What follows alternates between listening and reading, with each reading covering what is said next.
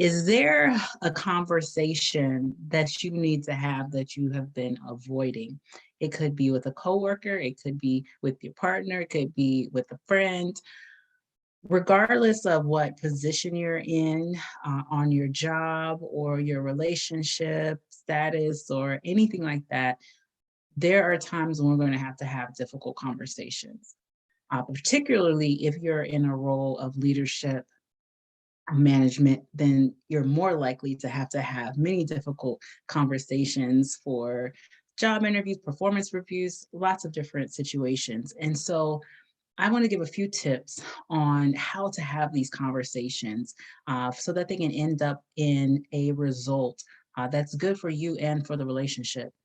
Last week, I gave a training for managers on this very topic, and I'm just going to share just a couple of things with you today. And so, one thing is to always begin with you.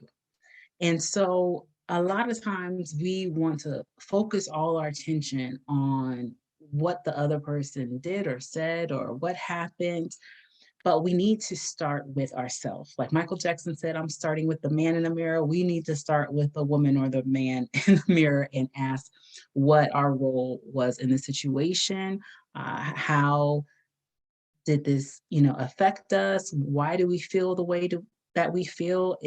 Are our feelings based on reality, or are they based on our assumptions of what we think their intentions are, or are they based on actual facts?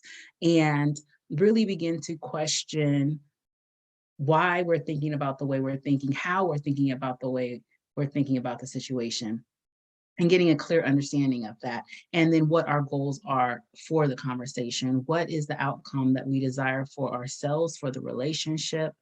And then as you actually make a decision to have the conversation, because some people will have the conversation in their mind, or they'll have the conversation with their coworker, or they'll have the conversation with somebody else, but not the actual person they need to talk to.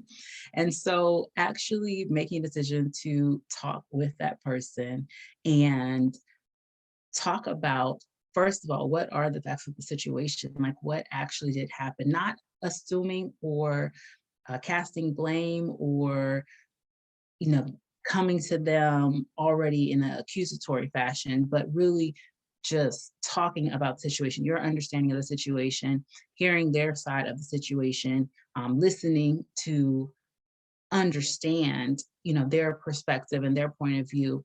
And then from there, when both parties feel like they're in a place where they can openly share how they feel, then you can actually come to, some real decisions and have a plan for how you're going to move forward from that point.